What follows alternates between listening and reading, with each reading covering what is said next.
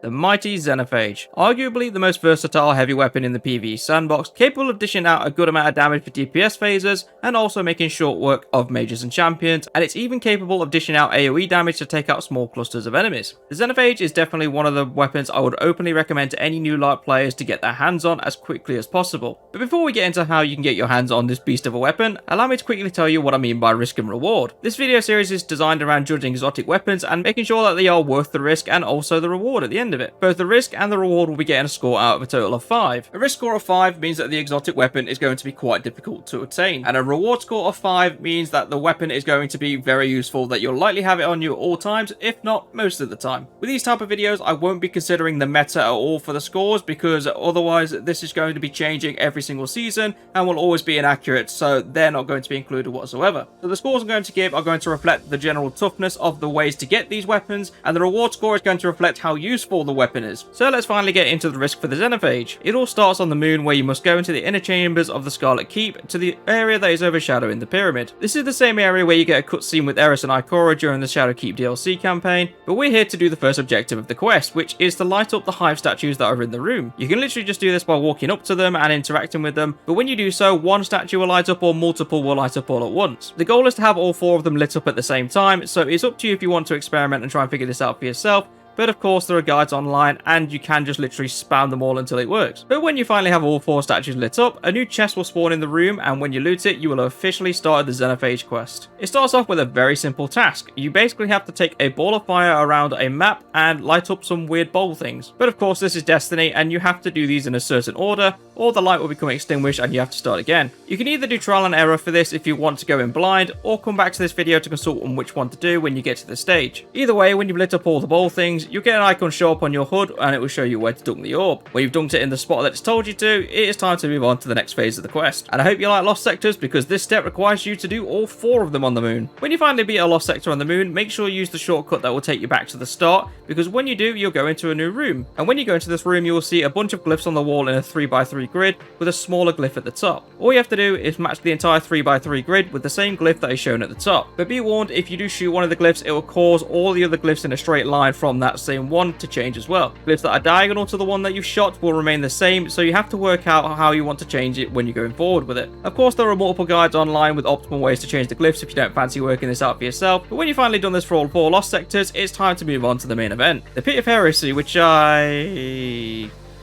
completely forgot to beat the Shadow Keep campaign. Yes, you must beat the entire campaign in order to run the Pit of Heresy. However, there is a workaround I can mention. If you join on somebody else who already has the Pit of Heresy unlocked, you can bypass the campaign completely by having them join the Pit of Heresy for you instead. But if nobody's around to do you this favour, like my situation when I was recording this video, then unfortunately you have to beat the campaign. Why Bungie has still kept this locked behind a campaign when almost every other dungeon isn't completely baffles me, but I'm getting sidetracked. Pit of Heresy time. We're here to do 3 different things, and none of them involves the first section, so just take your time and focus on surviving, otherwise this bit becomes a slog to get through. To beat it, you just need to find a tower with a glyph over it and kill the pit keeper so the door opens. Inside should hopefully be a knight with just a sword. If there's a knight with a shield, a shrieker with ogres or wizards, then go find the knight elsewhere, because you won't be getting a sword from any of those, and we need a sword. After you manage to acquire one of these swords through questionable means, you'll then have to find a room with the glyphs inside. Now the fortunate thing about this is if you found a room already that has a knight with a shield, or a shrieker with ogres, or even wizards within them, then you've already found one of the rooms you need to go to. But with every tower that has a glyph over it, there will be a room inside that you can go and see where all these glyphs are. And at the back of these rooms will be the glyphs that we're looking for, which are just suspended with chains. These are always going to be random when you do Pit of Heresy, so memorize the ones that you need, or take a screenshot, or even sketch them. Basically, just remember them any way you can. You then have to find these symbols which are hovering above the towers and match the ones that you need to go to. And inside these rooms with the correct glyphs, there will be one of 3 enemies, which I mentioned earlier, and all of these enemies can only be killed with the Hive Sword. The Knight has a very simple way to beat: just block when he attacks, swing twice,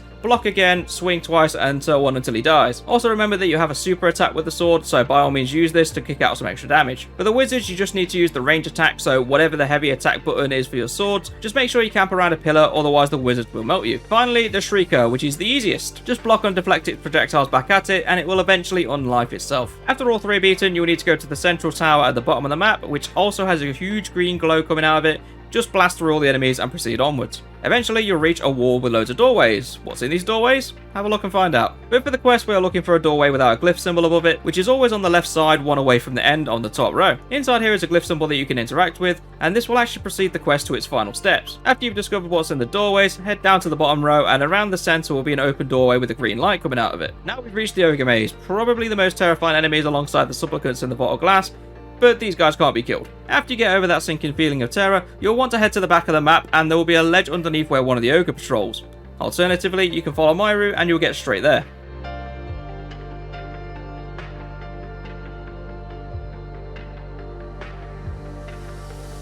Interact with the floor panel that has high voodoo all over it, and magical plates will rise from the ground. Jump across the plates to retrieve another ball of fire and head back through the entire maze you've just gone through, and also try to avoid the ogres wherever you can. When you get back to the entrance, there will be a red wall along the first passageway, and there will be a door slightly hidden in the shadows of the wall. Again, just light up the two bowl things, and don't do what I do when I think I can tank the ogre's beam with the rift. If you die like I did, you need to go to the back of the map again and start over. Unless you have somebody running it with you, then it's just revive and continue. Going through the doorway, you will reach a room with 4 elements, also known as kinetic, fire, thunder, and abyss. But they're actually known as kinetic, solar, arc, and void. But the thing to take note of is the symbol that is above each one of these. But honestly, don't worry about memorizing them, because you can easily come back to this room whenever you want, and it's a good safe room. In the next room, however, you will encounter the boss, which is a hive wizard. There are ads in the room, but it's manageable if you can just stay in cover and only show yourself when you have full health. Of course, more fire team members can make this drastically easier. On the left side of the screen where you see buffs and debuffs, there should be a bizarre named buff. For example, I have Thunderous Dread, which means I have to find out where the Thunder Glyph is and dunk the fire orb that is inside the room. Side note, the fire orb is in the center of the boss room, so you just literally pick it up as you did previously when you did the plates. But I would highly recommend that you find out where the glyph is first before you pick up the fire orb, because each of the 4 glyphs will be scattered across the boss room, and you don't really want to be running around with a fire orb when you're getting shot to death by ads. When you dunk the fire orb into the correct glyph, you will get a Vengeance buff, which is your cue to do boss damage. One detail with this though is that your buff is the kind of damage that will affect the boss, so if I'm using my art weapon when I have Abyss or Vengeance,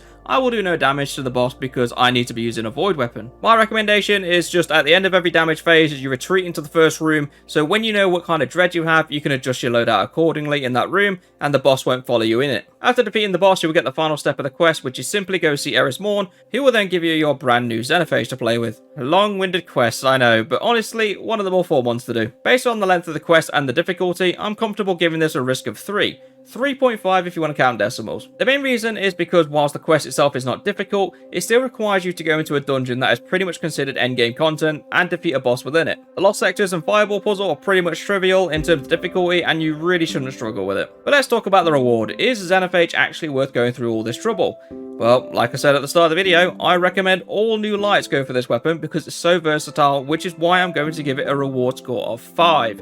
Yep, a perfect 5 for Xenophage because regardless of where you take it or what you do with it, it will dish out punishment and not pick any favourites. Want to run a Nightfall? Use Xenophage and make champions turn to mush. Want to play Gambit for some deranged reason? Use Xenophage and kill invaders with 2 shots. How about Crucible? Yeah, Xenophage still 2 shots, but there are better alternatives for PvP. The point is, Xenophage is effective for any activity, anytime. It even became part of the loadouts for my old raid team when we were actually attempting the King's Vault on day 1, because it just absolutely decimated everything. But that's going to be the risk and reward video for Xenophage. Let me know down in the comments below what you think, and if you agree with the scores I've given. If not, what scores would you give the risk and reward? But as always, remember to leave a like down below, and I shall see you all in the next video.